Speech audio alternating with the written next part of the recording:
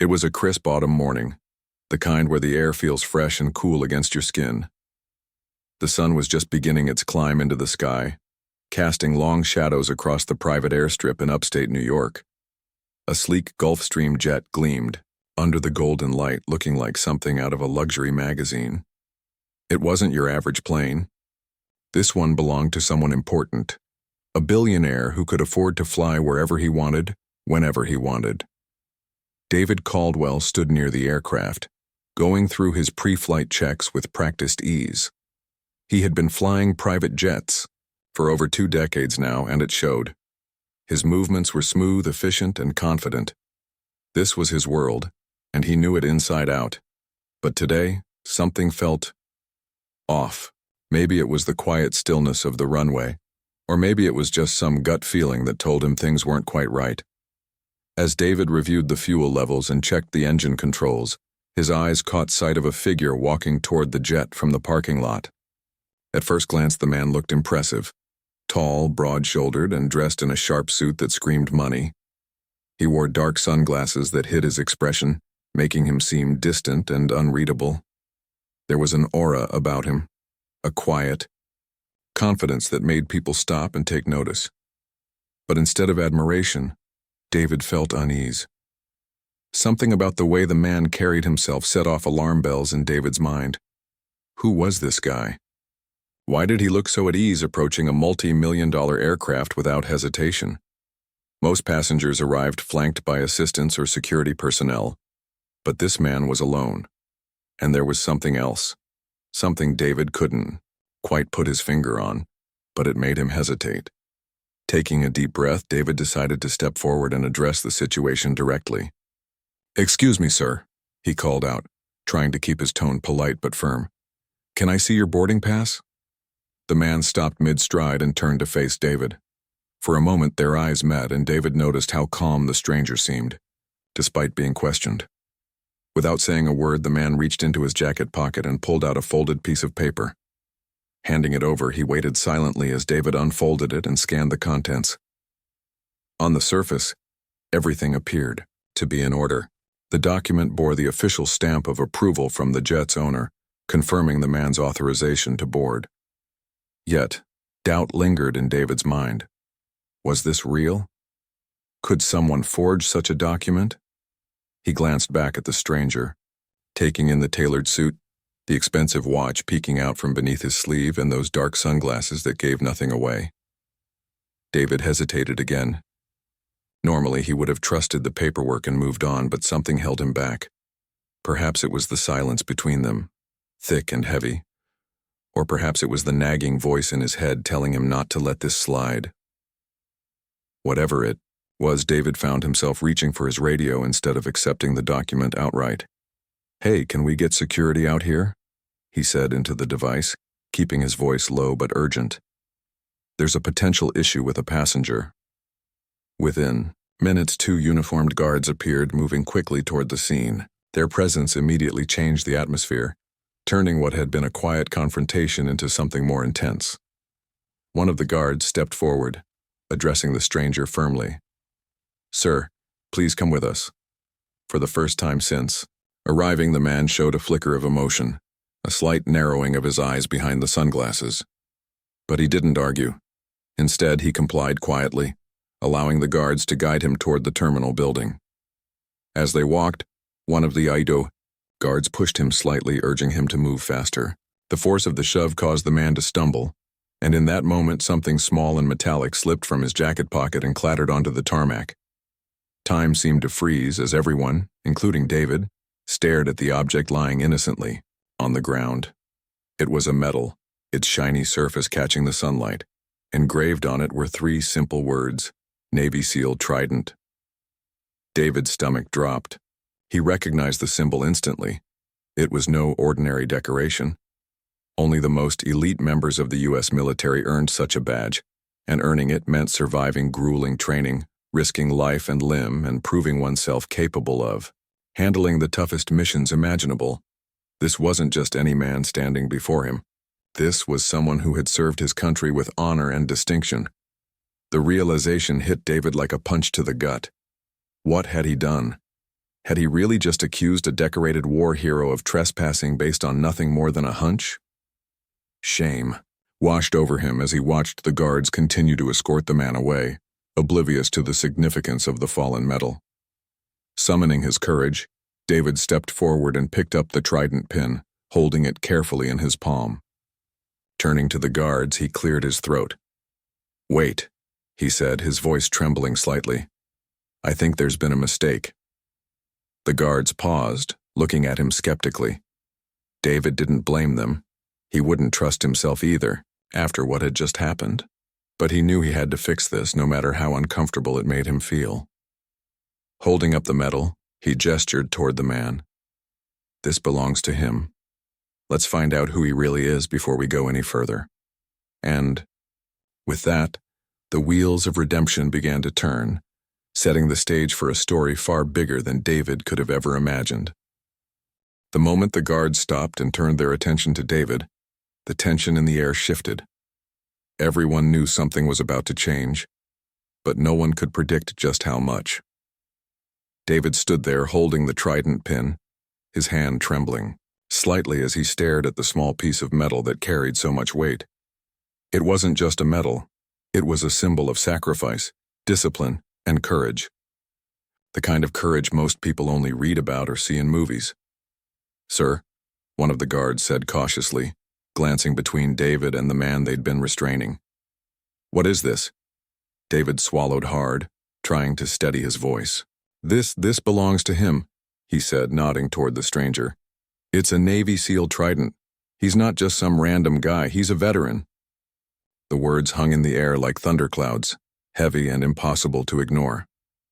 The guards exchanged uneasy looks, their earlier certainty wavering. One of them bent down to pick up the medal from David's outstretched hand, examining it closely. Even though none of them were military experts, the craftsmanship and insignia left little room for doubt. This wasn't something you could buy off the shelf. It was earned through blood, sweat, and years of unimaginable hardship. For the first time since the confrontation began, the stranger spoke. His voice was calm, almost eerily composed considering the situation. "You might want to call Mr. Langston," he said, addressing the guards but looking directly at David. His tone wasn't angry or accusatory, it was matter of fact, as if he already knew exactly how this would play out. "He sent me." The name hit David like a freight train. Thomas Langston, the billionaire owner of the jet, the man who paid David's salary and trusted him to handle his flights with professionalism and care. And now, here David was, standing on the tarmac, having wrongfully accused someone Langston himself had authorized to board the plane. Without wasting another second, David reached for his phone and dialed Langston's number. Each ring felt like an eternity, amplifying the guilt building inside him. When Langston finally answered, David launched into an explanation, stumbling over his words in his haste to make sense of what had happened. "Mr. Langston, I think there's been a misunderstanding," David stammered. "There's a man here claiming you sent him and he has a Navy SEAL trident. Security detained him because I thought..." Langston cut him off mid-sentence. There was a long pause on the other end of the line, followed by a sharp intake of breath. Then came the response, cold and clipped. "Release him, now." David's heart sank further. "Yes, sir," he replied quickly. "And I'll apologize immediately." But Langston wasn't done yet. "You better," he snapped before hanging up without another word. Lowering the phone, David turned back to the group. The guards were already releasing the man, removing the handcuffs with visible discomfort. The stranger didn't say anything. As they stepped away, simply adjusting his suit jacket and straightening his posture. If anything, he looked more dignified than ever, despite everything that had just transpired. Feeling like the smallest version of himself, David approached the man cautiously. He held out the trident pin, offering it back with both hands. "I'm sorry," he said earnestly. "This belongs to you." The stranger took the medal without hesitation, slipping it back into his pocket. For a moment, neither of them spoke. David wanted to say more, to explain why he doubted him, to beg for forgiveness, but the words caught in his throat. Instead, he settled for a simple, heartfelt apology. "I made a mistake, a big one. I hope you can forgive me." To David's surprise, the man nodded slowly.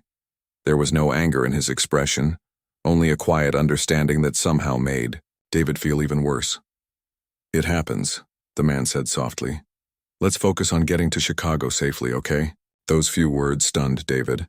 After everything that had happened, the false accusation, the arrest, the humiliation, the man was willing to let it go.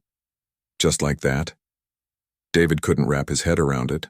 Most people would have lashed, out-demanded answers, or refused to cooperate further. But not this man. He seemed almost resigned. As they walked back toward the jet together, David couldn't help but notice the way the man carried himself. Every step was deliberate, every movement controlled. It reminded him of soldiers he'd seen in documentaries. Men and women, trained to remain calm under pressure no matter how chaotic things got. This wasn't just a passenger anymore.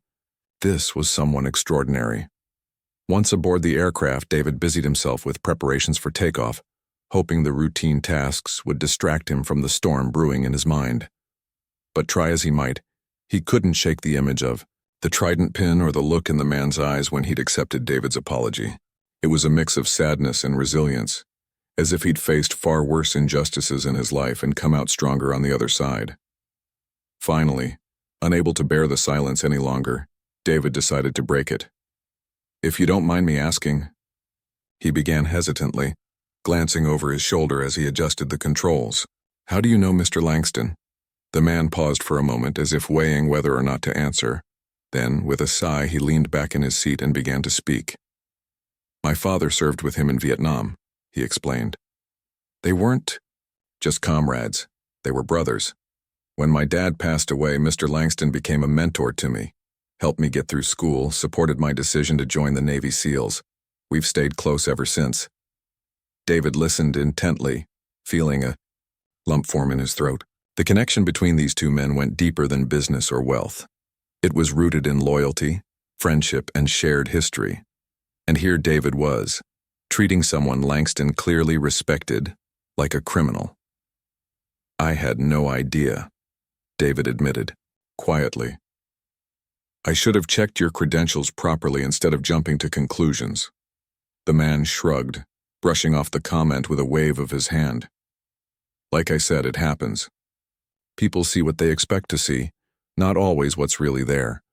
His words struck a nerve. David realized then that this wasn't just about one bad judgment call. It was about patterns of behavior, assumptions, and biases that ran far deeper than he cared to admit. He'd spent years priding himself on his professionalism, yet in a single moment, he'd let prejudice cloud his judgment. As the engines roared to life and the jet taxied down the runway, David resolved to do better. Not just for this flight, but moving forward. He didn't know what the future held, but one thing was certain. This encounter would stay with him forever, a reminder of the importance of humility, empathy, and second chances. By the time the jet touched down in Chicago, David felt like he'd been through an emotional ringer. The flight had been smooth, no turbulence, no mechanical issues, but inside, his mind was anything but calm. He replayed every moment of the morning over and over again. The stranger's arrival, the metal falling to the ground, Langston's icy voice on the phone. Each memory was a reminder of how wrong he'd been, and each one stung more than the last. As they taxied toward the private hangar, David glanced back at the passenger seated behind him. The man hadn't said much during the flight, preferring instead to stare out the window or scroll quietly through his phone. His silence wasn't hostile. It was just present. It weighed heavily in the cabin, filling the space between them, with unspoken questions and lingering tension. David wanted to say something, anything to break the ice, but the words kept getting stuck in his throat. How do you apologize for something so big without sounding hollow? When the plane finally came to a stop, the man stood up, grabbed his bag from the overhead compartment, and headed for the door without another word. David watched him go, feeling a mix of relief and regret. Relief because the awkwardness was finally ending, and regret because he knew he hadn't done enough to make things right. But fate, it seemed, wasn't ready to let David off the hook, just yet. Later that evening, while refueling the jet at a nearby airport, David received a call from Thomas Langston. The billionaire's tone was urgent, bordering on frantic, a sharp contrast to his usual composed demeanor. "David," Langston barked as soon as the pilot answered. "Are you still in Chicago?" "Yes, sir," David replied, straightening up immediately. "I'm refueling the jet now. Is everything okay?" "No, it's not," Langston snapped. "The man who was on your flight, he's in trouble. I need you to find him." David's stomach dropped. "Trouble? What kind of trouble?" He opened his mouth to ask for details, but Langston cut him off before he could speak. "He's staying at a hotel downtown, the Grandview Suites. There's been some sort of incident involving armed men. I don't have all the facts yet, but I know he's in danger. You're closer than anyone else right now, David. Can you help?" For a moment, David froze. This wasn't part of the job description. Pilots weren't supposed to play hero. They were supposed to fly planes and follow instructions. But as Langston's words sank in, David realized this wasn't about being a pilot anymore. This was about doing the right thing. "I'll take care of it, Mr. Langston," he said firmly. "I'll find him." Hanging up the phone, David took a deep breath and tried to steady his nerves. He didn't have a plan, but he knew one thing for sure. He couldn't let what happened earlier define him. If there was even a chance to make amends and maybe save a life, then he had to try. Grabbing his jacket, David hopped into the rental car parked near the hangar and sped off toward the Grandview Suites. The drive felt endless. The city streets, bathed in the orange glow of streetlights as night fell over Chicago. News alerts began popping up on his phone, painting a grim picture of what awaited him. Armed men had stormed the hotel, taking hostages, including the very man David had accused earlier that day. Authorities believed the attackers were part of a rogue militia group targeting former military personnel. David's grip tightened on the steering wheel as he absorbed the information. This wasn't just a random act of violence. It was personal. Someone out there had deliberately chosen this man as a target, and David couldn't shake the feeling that his own actions earlier might have played a role in putting him in harm's way. If only he'd handled things differently. Pulling up to the scene, David parked a few blocks away and approached cautiously on foot. Police cars lined the streets, their flashing lights casting eerie shadows across the buildings. Officers shouted orders into radios while reporters jostled for position behind barricades. The chaos was overwhelming, but David forced himself to focus. He needed to figure out where the man was, and fast. Using his knowledge of aviation routes and rooftop access points, David located an abandoned building nearby with a clear view of the hotel. Scaling the fire escape, he reached the roof and pulled out a pair of binoculars he kept in his car for emergencies. Scanning the windows of the Grandview Suites, he searched for any sign of movement. It didn't take long to spot him. On the third floor, partially hidden behind a curtain, was the unmistakable silhouette of the man from the flight. Even under pressure, he looked composed, almost eerily calm. But David could see the tension in his posture, the way his body angled slightly toward the door, ready to move at a moment's notice. David's heart raced as he realized the gravity of the situation. The man was trapped, surrounded by armed attackers who clearly meant business. And if David didn't act quickly, things could spiral out of control. Summoning every ounce of courage he possessed, David scanned the area for options. That's when he spotted it, a small helicopter parked on the adjacent rooftop. It was old and weathered, likely used for maintenance work, but it was operational. Without hesitation, David made his decision. Climbing down from the building, he sprinted toward the helicopter, praying no one would stop him. To his relief, the area was deserted, the chaos focused entirely on the hotel below. Reaching the chopper, David climbed inside and fired up the engine. His hands trembled slightly as he gripped the controls, but years of flying experience kicked in, steadying his movements. As the rotors began to spin, David guided the helicopter into the air, circling around until he was directly above the hotel. Lowering the craft as close to the third-floor window as he dared, he extended a rope ladder, hoping against hope that the man would see it. Inside the room, the man noticed the helicopter almost immediately. For a split second, surprise flickered across his face, quickly replaced by determination. Grabbing a chair, he smashed it against the window, shattering the glass. Ignoring the shards cutting into his hands, he climbed onto the ledge and reached for the ladder. Below, gunfire erupted as the attackers realized what was happening. Bullets whizzed past, shattering windows and sending debris flying. David fought to keep the helicopter steady, his knuckles white on the controls. Every instinct screamed at him to pull away, to retreat to safety, but he couldn't. Not until the man was aboard. Finally, after what felt like an eternity, the stranger grabbed hold of the ladder and began climbing. David held his breath as the man pulled himself into the helicopter, collapsing onto the seat beside him. For a moment, neither of them spoke, adrenaline coursing through their veins. Then, with a wry smile, the man broke the silence. "Guess we're even now," he quipped, his voice tinged with both humor and exhaustion. David let out a shaky laugh, the weight of the day finally starting to lift. Maybe, just maybe, they really were. The helicopter roared through the night sky, its blades slicing through the cold Chicago air as David guided it away from the chaos below. The city lights blurred into streaks of gold and red beneath them, but neither man was in the mood to admire the view. Both were still processing what had just happened. The bullets flying, the shattered glass, the sheer audacity of risking everything for a rescue that could have gone horribly wrong. For David, the adrenaline was starting to wear off, leaving behind a strange mix of relief and disbelief.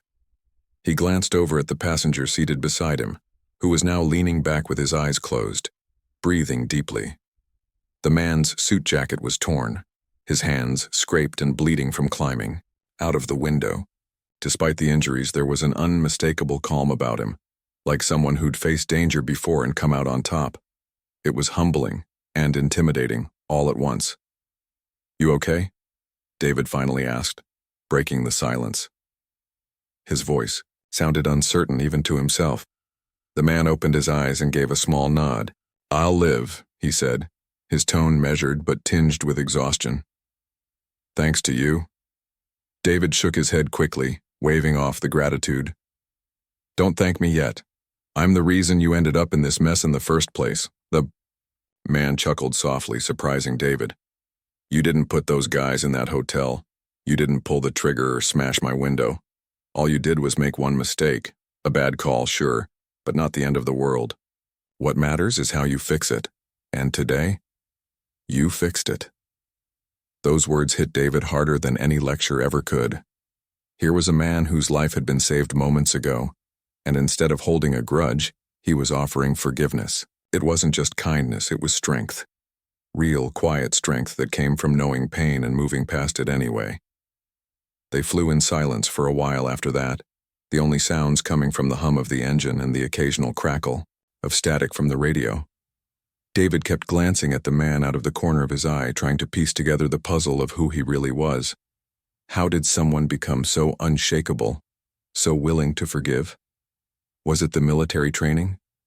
The years spent serving alongside Langston? Or was it something deeper, something David couldn't fully understand? When they landed at a secluded airstrip outside the city, the man stepped out of the helicopter without hesitation, grabbing his bag and slinging it over his shoulder. David followed him, unsure of what to say next. Part of him wanted to insist on driving the man wherever he needed to go, to make absolutely certain he got to safety, but another part knew better. This was someone who didn't need hand-holding. Still, David couldn't let him leave without saying something. "Look," David began, rubbing the back of his neck nervously. "I know I've already said it, but I'm sorry. For everything. For accusing you this morning, for doubting you, for letting all of this happen. If I hadn't—" The man held up a hand, cutting him off mid-sentence. "Stop," he said, firmly, though not unkindly. "You're doing it again, taking on blame for things you can't control. Yeah, your judgment earlier sucked. But guess what? People screw up. That's life. What counts is learning from it." He paused, studying David carefully before continuing. "Here's the thing. You came back for me tonight when you didn't have to. You risked your neck because you knew it was the right thing to do. That says more about you than anything else." David felt his throat tighten. He wanted to argue, to explain that none of this excused his behavior earlier, but the man's words carried a weight he couldn't ignore. Maybe forgiveness wasn't something you earned. Maybe it was something you accepted when it was offered. "I appreciate that," David managed to say, his voice barely above a whisper. "But I still feel like I owe you." The man smirked, shaking his head slightly. "Then here's what you can do. Don't let this eat at you forever.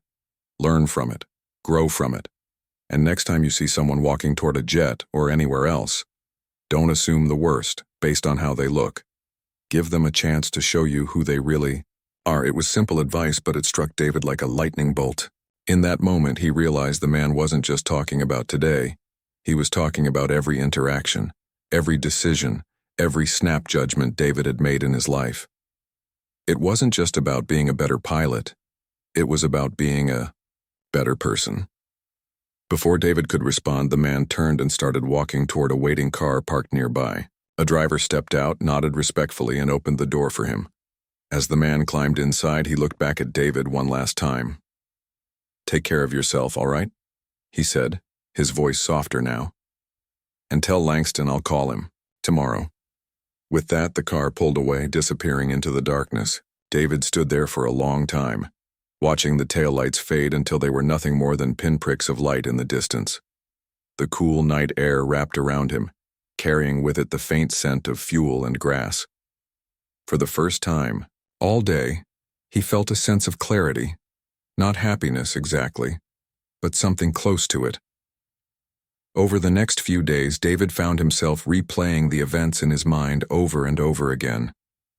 The rescue mission, the conversation on the tarmac, the man's quiet wisdom, it all lingered, refusing to fade into memory. At first, he tried to push it aside, focusing instead on routine tasks like filing flight reports and preparing for upcoming trips. But no matter how hard he worked, the thoughts kept creeping back in. One evening, while sitting alone in his hotel room, David decided to take action. He pulled out his laptop and began researching organizations that supported veterans transitioning to civilian life.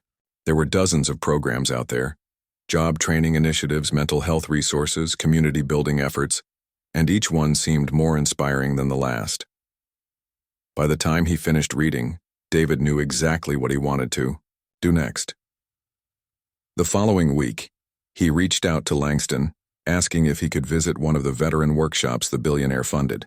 To David's surprise, Langston agreed immediately, even inviting him to attend as a guest speaker. "Tell them your story," Langston suggested. "Not just the heroic parts, the mistakes too. Trust me, they'll appreciate the honesty." Standing in front of a room full of veterans a month later, David felt nervous but determined. He shared everything, from the false accusation at the airstrip to the rooftop rescue in Chicago. He talked about the lessons he'd learned, the guilt he'd carried, and the importance of giving people a fair chance. When he finished speaking, the room erupted into applause, leaving David overwhelmed with emotion. Afterward, several attendees approached him to shake his hand or share their own stories. One older man wearing a faded Marine Corps hat pulled David aside. "You know," he said with a grin, "most folks wouldn't admit to screwing up like that. Takes guts to own it." David smiled, feeling a warmth spread through his chest. "Well," he replied, "I had a pretty good teacher." As he left the workshop that day, David realized something important.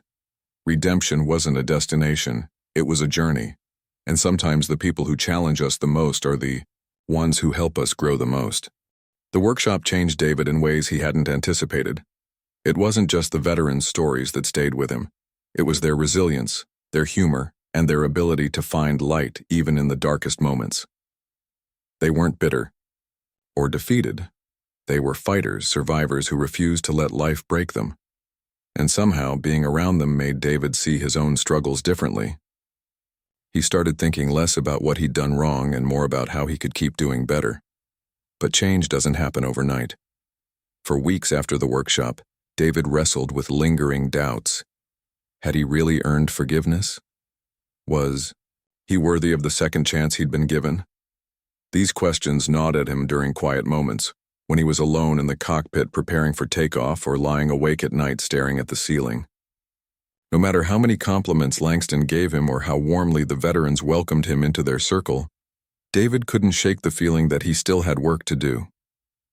One afternoon, while refueling the jet at a small airport outside Los Angeles, David received another call from Langston. This time the billionaire's tone was lighter, almost playful. "Got a favor to ask," Langston said without preamble. "That guy you rescued in Chicago, he's organizing an event next month, a fundraiser for veterans transitioning to civilian life. I told him you'd be there." David froze, gripping the phone tightly. "You did what?" he asked, his voice rising slightly. "Mr. Langston, I don't know if—" "Relax," Langston interrupted, chuckling. "It's not a big deal. Just show up, say a few words, maybe share some of that story you told me. Trust me, these guys respect authenticity more than anything else. Plus, it'll mean a lot coming from you." David wanted to argue, to explain that he didn't feel qualified to speak at such an event, but something stopped him. Maybe it was the memory of the man from the hotel, calmly forgiving him despite everything. Or maybe it was the faces of the veterans he'd met at the workshop, nodding along as he spoke about his mistakes. Whatever it was, David found himself agreeing before he could overthink it. "All right," he said finally. "I'll do it." The day of the fundraiser arrived faster than David expected. The venue was a sprawling outdoor space on the outskirts of San Diego, decorated with American flags and photos of soldiers in uniform. Tables lined the area, each one filled with guests chatting animatedly over plates of food. There was a stage set up at the front where speakers took turns sharing stories of courage, sacrifice, and hope. David stood off to the side, watching nervously as the program unfolded. He recognized a few faces from the workshop, including the older Marine Corps veteran who had complimented him after his speech. When their eyes met across the crowd, the man gave him a thumbs up, which only made David's nerves worse. What if he messed this up? What if he said the wrong thing? Finally, it was his turn to speak. As he climbed onto the stage, the chatter in the audience died down, replaced by expectant silence. David adjusted the microphone, cleared his throat, and began. "I'm not used to public speaking," he admitted, earning a few chuckles from the crowd. "So bear with me if I stumble through this. But I wanted to be here today because I owe these men and women more than I can ever repay." He paused, taking a deep breath before continuing. "A few months ago, I made a mistake. A big one. I judged someone based on nothing more than appearances, and it nearly cost him his life. Thankfully, fate gave me a second chance to make things right. But what stuck with me most wasn't the rescue mission or the danger we faced together. It was the lesson I learned afterward, that people are more than what we assume they are. They're deeper, stronger, and far more resilient than we give them credit for." David glanced out at the audience, seeing nods of agreement and encouraging smiles. Emboldened, he went on. "These veterans sitting here tonight, they've already proven their strength. They've served our country, risked their lives, and come home to face challenges most of us can't imagine. And yet they keep going. They keep fighting. Not just for themselves, but for each other." His voice grew steadier as he spoke, fueled by the realization that this wasn't just about him anymore. It was about everyone in the room. Every person who had sacrificed so much and deserved to be seen and heard. "So tonight," David concluded, "let's honor them. Not just with words, but with action. Let's support them however we can, whether it's through donations, volunteering, or simply listening when they need to talk. Because trust me, they deserve it." When he stepped off the stage, the applause was deafening. People rushed up to shake his hand, pat him on the back, and thank him for sharing his story. Among them was the man from the hotel, the same calm, composed figure who had once again managed to teach David something valuable without saying a word. "You did? Good," the man said simply, offering a firm handshake. "Keep it up." In the weeks that followed, David threw himself into supporting veterans' causes.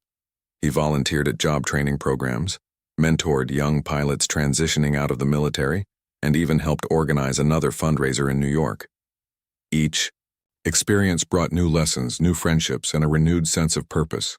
But perhaps the biggest change was within David himself. The guilt and shame that had weighed him down for so long began to lift, replaced by gratitude for the second chances he'd been given, for the people who had shown him kindness, and for the opportunity to make a difference. One evening, as he sat in his hotel room reflecting on everything that had happened, David realized something important. Redemption isn't about erasing the past. It's about using it to build a better future. And sometimes the hardest lessons lead to the greatest growth. With that thought, David turned off the light and drifted off to sleep, ready to face whatever came next, with humility, empathy, and a heart full of hope. Months had passed since the fundraiser, and David's life felt like it was finally falling into place. The guilt that once haunted him wasn't gone completely. It lingered in quiet moments, but it no longer controlled him. Instead, he carried it as a reminder of how far he'd come and how much he still had to learn. Every day, he woke up determined to be better, not just for himself, but for the people whose lives intersected with his own. One crisp morning, David found himself back at the same private airstrip where everything had begun. The Gulfstream jet gleamed under the sunlight, its polished surface reflecting the clear blue sky above. It was a familiar sight, yet today felt different. This time, there was no unease, no nagging doubts gnawing at the edges of his mind. He moved through his pre-flight checks with ease, his focus sharp and unwavering. As he worked, a car pulled up near the hangar. Out stepped the man from Chicago, the one who had unknowingly become such an important part of David's journey. Seeing him approach, David straightened up and smiled, feeling a mix of surprise and gratitude. "I didn't expect to see you here," David said, extending a hand. The man shook it firmly, his expression warm but serious. "Thought it was time. We talked properly," he replied. "Besides, Langston asked me to deliver something to New York. Figured I might as well catch a ride with the best pilot around." David laughed, though the compliment caught him off guard. "Well, I'll do my best not to mess this one up." They shared a brief chuckle before climbing aboard the jet. As they settled into their seats, the atmosphere between them was lighter than before. Less tension, more understanding. For the first time, David felt like they were equals, two people sharing a space without judgment or resentment. Once they were airborne, the man leaned back in his seat and turned to David.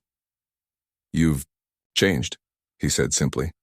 David raised an eyebrow, unsure how to respond. "Is that a good thing?" "It is," the man confirmed with a nod. "When I met you, you were carrying a lot of weight, guilt, shame, all that stuff. You're still carrying some of it, sure, but now it feels purposeful, like you're using it to grow instead of letting it hold you back." David let those words sink in, feeling a swell of pride mixed with humility. "I guess I've learned a lot," he admitted. "Not just about veterans or the military, but about myself. About how quick I was to judge someone based on, well, nothing really. Just assumptions." The man nodded again, his gaze steady. "We all make assumptions, David. It's human nature. What matters is what we do after we realize we're wrong. And you? You've done everything right since then." For a moment, neither of them spoke. The hum of the engines filled the silence, a comforting backdrop to the unspoken bond forming between them. Finally, David broke the quiet. "Thank you," he said softly. "For everything. For forgiving me when I didn't deserve it. For trusting me enough to let me help you in Chicago. For teaching me things I didn't even know I needed to learn." The man smiled, a genuine expression that softened his features. "Like I said before, people screw up, but the ones who try to fix it, those are the ones worth knowing." By the time they landed in New York, their conversation had shifted to lighter topics. Stories from their respective lives, shared laughs over ridiculous travel mishaps, and even plans for future collaborations. When the jet taxied to a stop, the man stood up, grabbing his bag from the overhead compartment. "Hey," he said, pausing before stepping off the plane. "If you ever need anything, advice, support, whatever, you know where to find me." David nodded, feeling a lump rise in his throat. "Same goes for you," he replied. "And hey, thanks again. For everything." With that, the man disappeared, down the stairs, leaving David alone in the cabin. For a long while, David sat there, staring out the window at the bustling tarmac below. His mind replayed the past few months, the mistakes, the rescue, the redemption, and he realized something profound.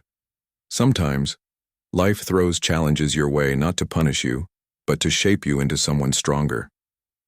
Over the following years, David continued to dedicate himself to supporting veterans' causes. He became a regular speaker at workshops and fundraisers, sharing his story openly and encouraging others to confront their biases and fears. His reputation grew, not just as a skilled pilot, but as someone who genuinely cared about making a difference. But perhaps the most meaningful impact came closer to home. Through Langston's network, David stayed connected to the man from Chicago, occasionally meeting up for coffee or collaborating on projects aimed at helping transitioning service members. Their friendship deepened over time, built on mutual respect and shared experiences. Years later, during a panel discussion at a veterans conference, David was asked a question from the audience. "What's the biggest lesson you've learned from working with veterans?" He paused, thinking carefully before answering. "That everyone has a story," he said finally. "And until you take the time to listen, you'll never truly understand who they are or why they matter. Veterans taught me that lesson, and it's one I'll carry with me for the rest of my life." The room erupted in applause, but David barely noticed.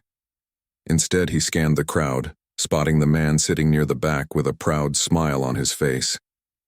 In that moment, David knew he'd done something right, not because of accolades or recognition, but because he'd chosen to grow, to connect, and to honor the humanity in others.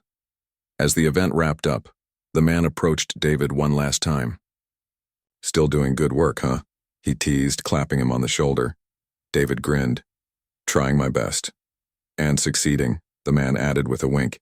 "Keep it up, all right?" "Always," David promised. And with that, they parted ways once again, each heading toward their next adventure. But this time, there was no lingering regret, no unresolved tension, just gratitude for second chances, for unlikely friendships, and for the power of redemption to transform even the hardest lessons into something beautiful.